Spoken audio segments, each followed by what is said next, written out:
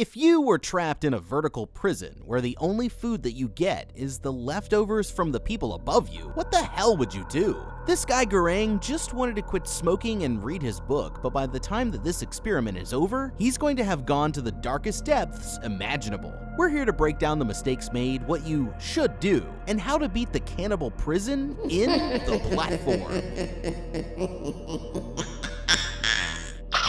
In the biggest kitchen that anyone's ever seen, this old man in a white suit has his team of chefs working hard on enough food to feed an army. It looks like they're running the world's busiest 5-star restaurant, but the truth is that this is the last meal that anyone would want to eat. The first cycle starts as Garang here wakes up in a large square cell. Looking around, he quickly notices that the only other person in there is an old man who's relentlessly giving him the stink eye. This is the hole, and according to the old man, they're on level 48, but what he's really worried about is what they're both going to eat. Confused, Garang asks the old man what he means, and he explains that they'll all get whatever's left over by the people above them. In the middle of the cell's floor and ceiling is a large rectangular hole, where Garang can see what it looks like an endless amount of floors extending in both directions. For now, they're closer to the top than they are the bottom, but it won't be that way for very long. The old man introduces himself as Trimagasi, but warns Garang that it's useless to try communicating with the people in the cells around them, because survival here is pretty much every man for himself. He's already been in the hole for a long time and says that the two of them will be together for exactly 1 month before they're switched to another floor.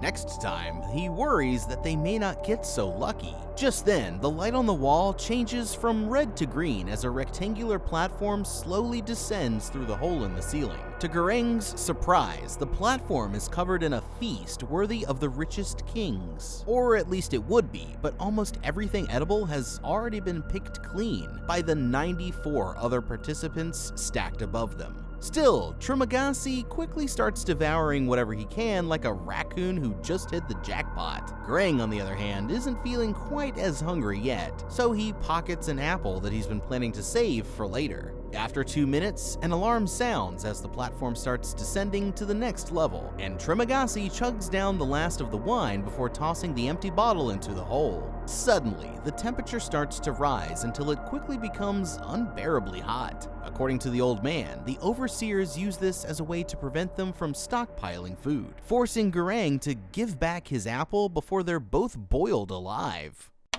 Okay, this is an absolutely crazy scenario, and the worst part is that once you're in the hole, nobody is coming to save you. When Garang here signed up, the administrators of the facility told him that he could absolutely not back out until he finishes his time. He's stuck in here for the full 6 months, with no way to know what level he'll end up on next. Without the chance to quit, Garang is either going to have to survive until he reaches the time limit or find a way to escape, which means that he needs to start coming up with some strategies. First things first, I'd start by carefully observing everything about our surroundings. One of the first things that we should notice is that there are no guards or really any forms of security keeping us on this floor. Nothing's preventing you from trying to escape. But the only 2 directions that you can go are either straight up or straight down. Going down looks like it would be easier because you don't have to work against gravity, but as things stand right now, it's probably not worth a try. After all, they're barely getting any scraps of meat on this level as it is, which means that the people on the floors below are going to be even more desperate, and there's no telling what they might try to do.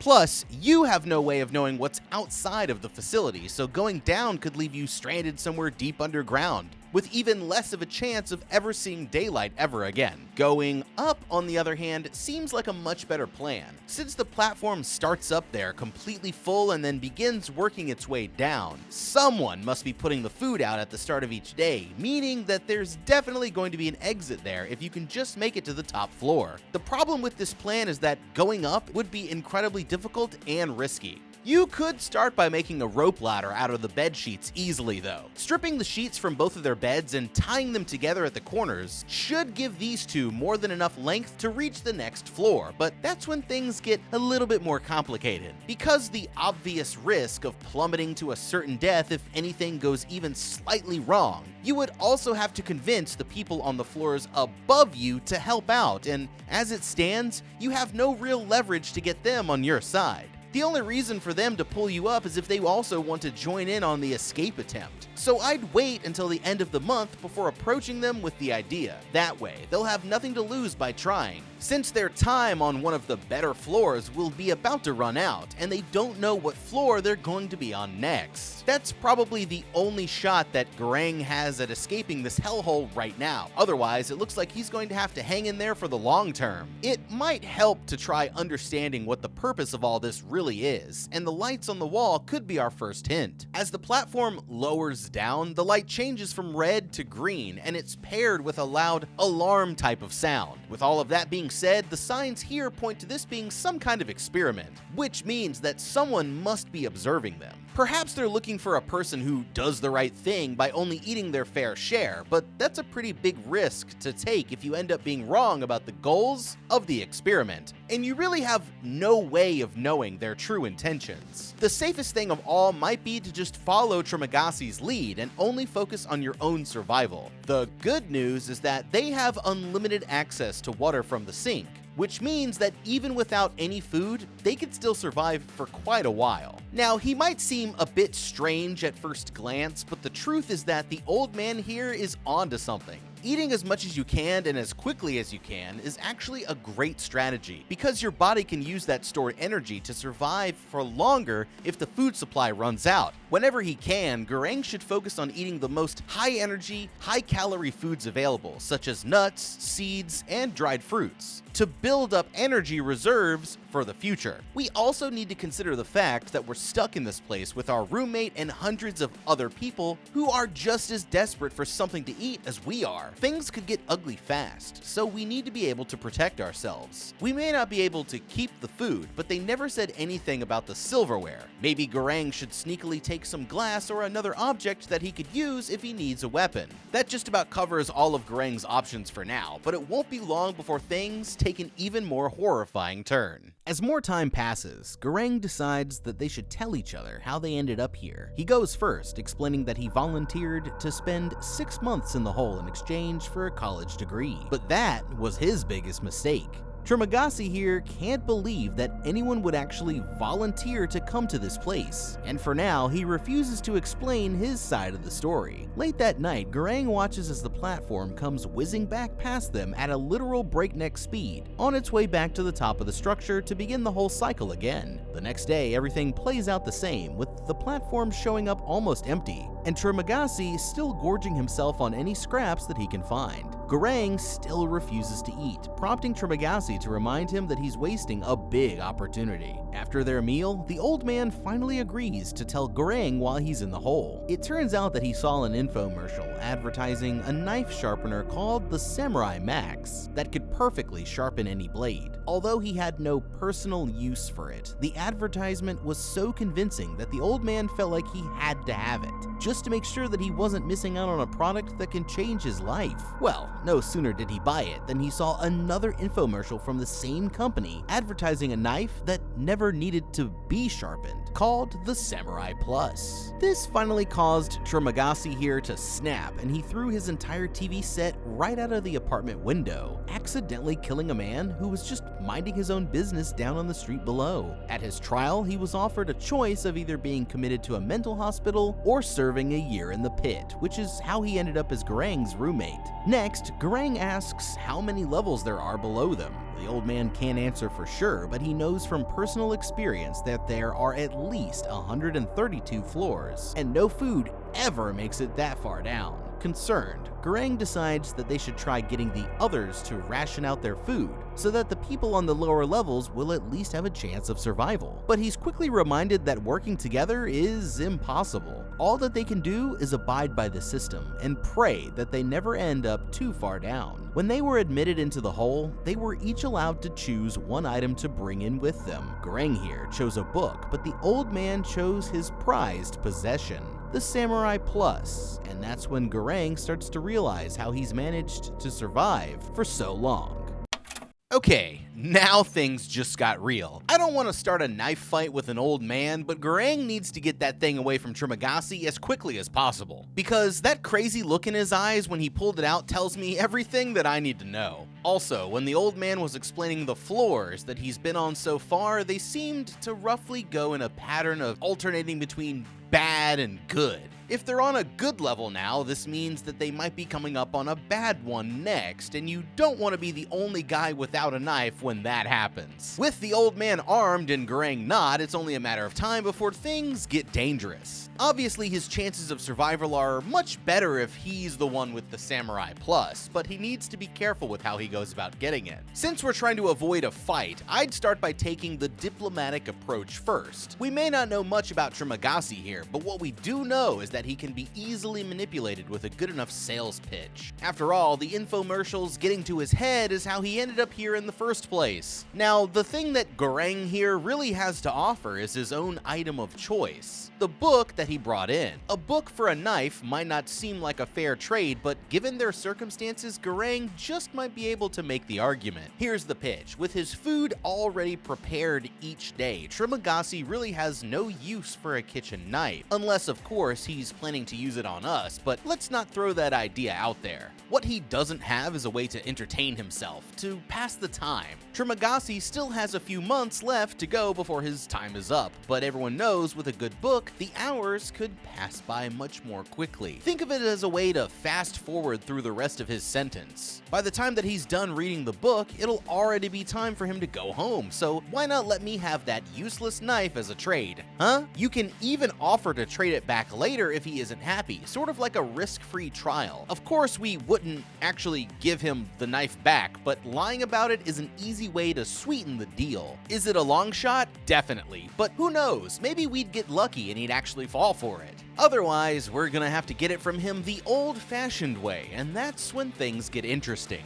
Now, we've already talked about the potential to grab a weapon from the table, so I'd keep that idea in mind. Garang could also grab some heavy tableware, the bar of soap from the sink, or even his own shoes and stick them into his pillowcase. And then I'd have a handy weapon with some good reach to put the beat down on Trimagasi here. The best bet would be to get him while his guard was down. So, since he likes drinking wine, I'd wait until he was feeling a little bit tipsy to make my move. Alternatively, we could just try wrapping him up in some bed sheets and throwing him down the hole while he's sleeping to let gravity do the job. If it turns into a fight, then Garang will want to use Trimagasi's age against him and try his best to stay out of range until the old man is tired out, which shouldn't take a long time at all. Then it should be no problem to disarm him with the pillowcase weapon that we mentioned before. I'd love to live in a world where we could trust Trimagasi here, not to do anything crazy, but unfortunately that's just not an option. So now I know that he's armed and dangerous, my first priority would be to turn the tables back on my side.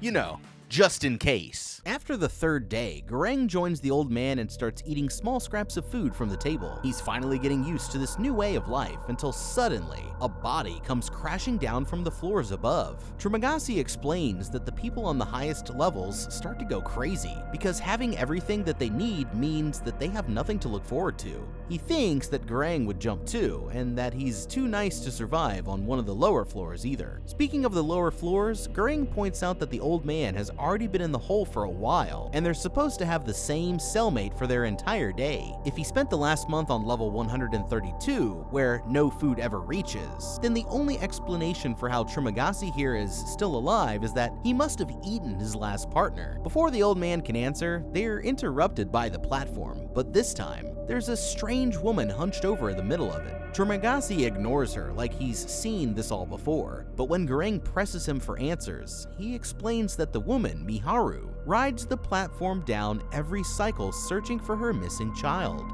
Concerned, Garang tries to offer her some help, but the woman isn't as harmless as she seems. The truth is that she kills her cellmate at the start of each month in hopes that she'll be paired up with her child during the next cycle. Unlike her, Trimagasi confesses that he never killed his cellmate. The man simply finished his time and was let go, but during their stay on 132, they survived by eating one of the bodies that fell from the levels above. Just then, the platform lowers down with Miharu still on it, and the two men on the floor below immediately start to attack her. Horrified, Garang is on the verge of jumping down to help her, but she quickly kills both men with a shard of broken glass, proving that she's more than capable of taking care of herself. Okay, seeing this woman riding the platform down actually gives me a few new ideas for how we might get out of here ahead of schedule. It's going to be risky, but Garang here could try hopping on the platform and riding it down with her, essentially using Miharu as a meat shield to reach the bottom. There could be an exit down there, and if not, then he could always try riding it all the way back up to the top once the daily cycle was over. Maybe they could convince Trimagasi here to come down with them too, since his knife would be very helpful if they ran into some trouble. He may only have a few months left, but who wouldn't want to escape early if they could, right? As an added bonus, getting him onto the platform could give you the chance to shove him down the pit while his guard was down. And even if he doesn't come with, then at least you'll get away from him and that Samurai Plus that he's packing. Now, we know that he's eaten people before. That's another very good reason to get rid of him, because he'll do the same thing to us if the situation gets really bad. The absolute last thing that you ever want to hear is that the strange, knife-wielding old man who you're trapped in a cell with doesn't mind the idea of eating human flesh. That's a one-way ticket down the chute, if you ask me. Now, there's something else important to point out about Miharu here.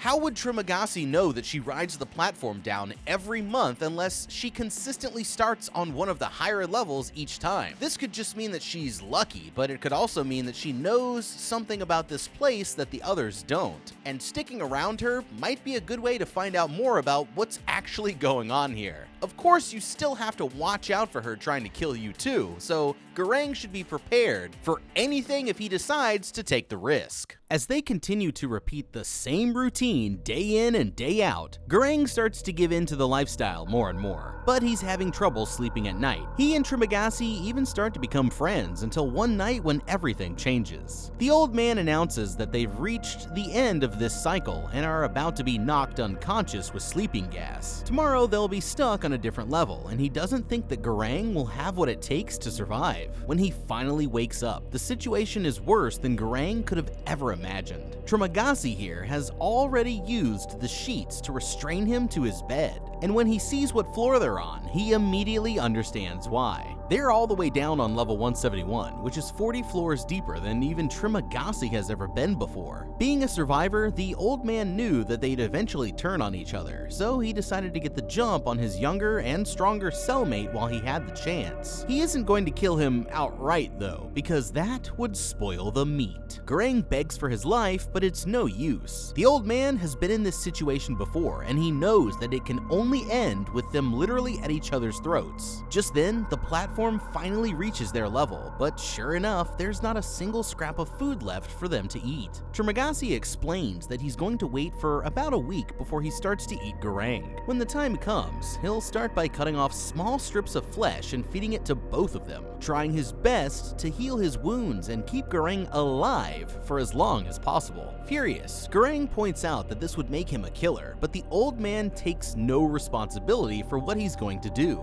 blaming it instead on the people above who won't leave them any food, and leaving Garang trapped with no way to escape. More days pass, and the old man quickly starts to lose it, but no matter how hard Garang struggles, he can't manage to break free. Finally, the day comes where Trimagasi decides that it's time to begin. Garang can only look away as the old man takes the Samurai Plus and slices up a strip of meat off of his leg. Just as he's about to start chowing down, the platform lowers into the room, but this time, it's not empty anymore. It's the woman, Miharu, and she quickly smashes a bottle of wine over the back of the old man's head before cutting his throat with his own knife. Setting Garang free, she silently hands him the blade, and he immediately pounces on Trimagasi, brutally finishing the job before passing out from his injuries. When he wakes up again, Garang finds that his wounds have been bandaged, and Miharu is still there, carving up and eating pieces of his former roommate. Crossing the room, she offers Garang a chewed-up piece of flesh that he reluctantly accepts, nursing him back to health like some kind of cannibalistic mama bird. Once he's feeling better, she takes the knife and goes back down on the platform, leaving Garang alone with Trimagasi's body. Weeks go by, and with no other choice, Garang is forced to eat pieces of the old man's maggot-infested body just to survive. The more of him that he eats, he starts to have visions of Trimagasi tormenting him, with the old man insisting that now they're going to be together forever. Okay, wow. Talk about things taking a turn for the worse. Let's not forget that Garang's whole reason for being here was to earn a college degree, and I thought that student loans were bad. He may have survived for another month, but Garang, you kind of f***ed up, my guy. So obviously Garang's biggest mistake was even volunteering to be put here in the first place. It's easy to see the error of his ways now, and I get that not everyone reads the fine print on what they're signing up for all the time, but man, there had to have been something sketchy about the interview process for an organization that's doing experiments like this, and he can only blame himself for falling right into their trap without picking up on a single red flag. That was big mistake number one. Big mistake number two was what he just did to Trimagasi here. There are reasons why people don't eat other people, besides the fact that it's just downright twisted. There's a good chance of ending up with a disease called Kuru. When people eat human flesh, they end up consuming misfolded proteins called prions. These prions then lead to a total shutdown of the person's immune system, making them vulnerable to all kinds of other infections. And it's always fatal, so while Garang may have survived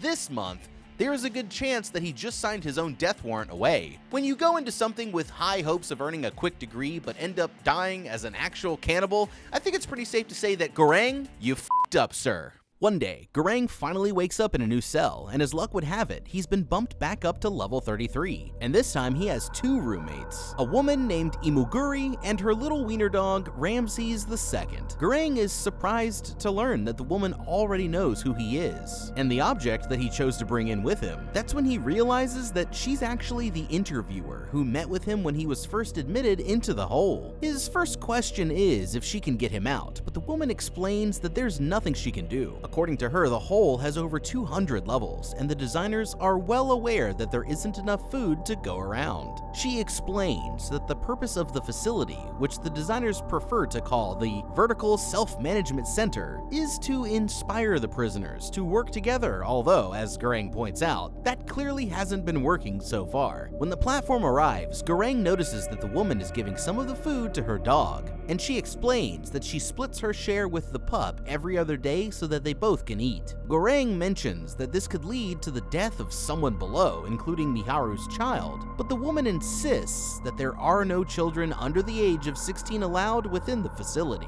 As the platform reaches the next level, Imogiri tries getting the prisoners below to eat sparingly and save what they can for the others. But they just got done spending the last month on level 88 and refuse to hear her out. Frustrated with her optimism, Garang argues that the point of the facility could really be the exact opposite of what she thinks. So that if spontaneous solidarity, as she calls it, ever did suddenly break out, then the powers that be would learn how to stop it from happening in the real world. Plus, she had the privilege of being able to pick her cellmate, while many others, like him, weren't so lucky. Days go by, and Imogiri keeps trying to reason with the people on the floors below, but every day they keep telling her to stick it where the sun doesn't shine, until suddenly, Garang gets an idea. Frustrated, he marches over to the hole and tells them that if they refuse to listen, then he'll dookie in the food every day so that there's nothing edible left. And now they finally get the message. It works, and although Imogiri isn't the biggest fan of his methods, she can't argue with the results. But there's still nothing that they can do to convince the people on the floors above.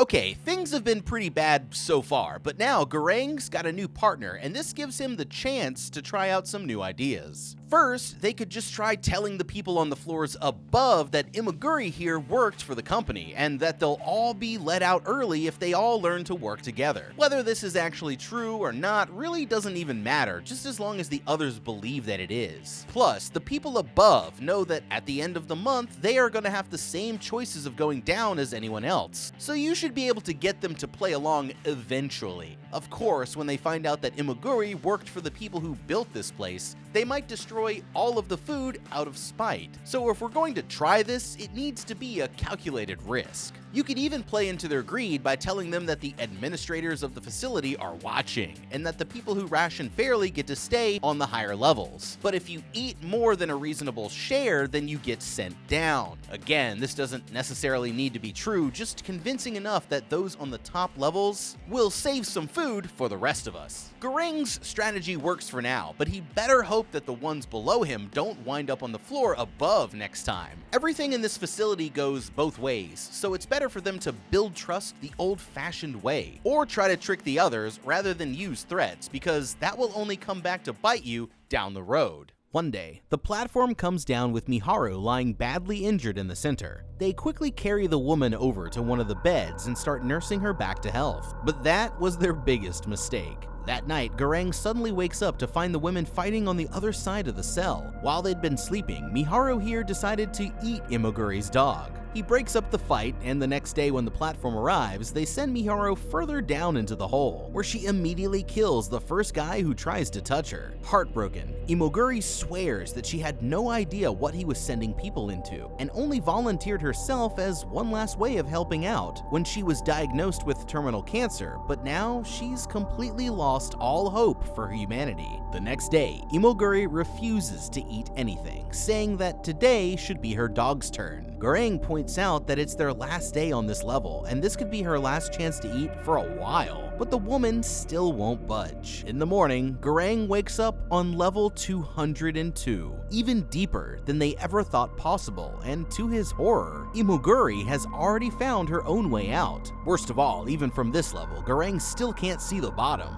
Now Garang's visions quickly return, with Imogiri's spirit insisting that she left her body in that way so that he would be able to survive. Garang holds out for as long as he can, resorting to eating the pages out of his book just to hold off the hunger. But as the weeks pass by without a single bit of real food making it this far down, he finally resorts to his only other option once again. The cycle finally comes to an end, and this time when Garang wakes up, he's been paired with a new roommate all the way up on the 6th level. The man introduces himself as Baharat, and for the item that he was allowed to bring in, he chose a rope. Now he just has to get lucky enough for the people on all 5 floors above them to help him use it. Desperate, he starts shouting to the man on the level above them, begging the guy to help him escape. He promises that he only wants to pass through and be on his way, and after talking it over with his cellmate, the man on the floor above actually agrees to help out, or at least that's what he thinks. Relieved, Baharat throws them the rope and starts to pull himself up, but just when he's about to reach the next level, this absolute psycho drops a dookie straight on his face, causing him to fall and drop his rope into the pit. Baharat nearly goes with it, but Garang springs into action at the last moment, catching the man by the shirt and saving his life just in time.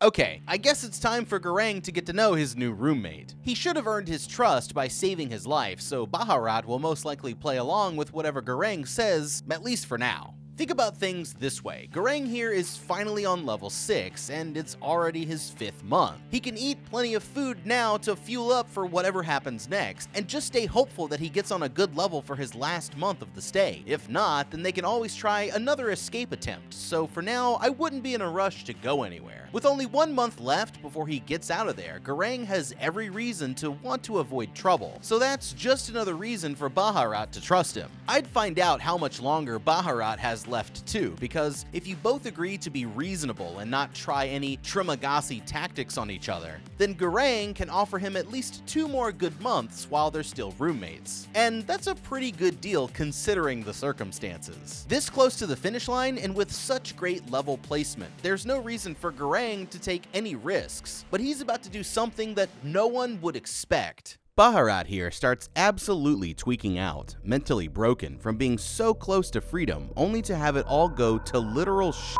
just when he thought he was finally going to get out of there. When the food comes, only Garang goes to the table, but he throws Baharat an apple to hold him over, and they start to realize that they might be able to work together. Late that night, Garang suddenly gets an idea. He wants Baharat here to help him go down. They'll start by building weapons out of whatever they can find, and then tomorrow when the platform reaches their floor, they'll climb on and ride it all the way down to the bottom, handing out rations as they go to make sure that everyone in the tower has a fair chance at getting something to eat. With any luck, getting food to the bottom feeders might actually finally break the game and possibly set them all free. There's no way that he'd survive it alone, but Garang believes that if the two of them work together, then they just might be able to make the trip. Unconvinced, Baharat points out that they have no way of knowing how far down the pit actually goes. But Garang says that when he was on level 202, he counted how long it took for the platform to return. It's only an estimation, but his best guess is that they'll need to go down about 250 floors. A dangerous and long journey to be sure, but not impossible. If all else fails, then they'll just ride the platform back up to freedom once it reaches the bottom. It's so crazy that it just might work, and Baharat decides that he's in.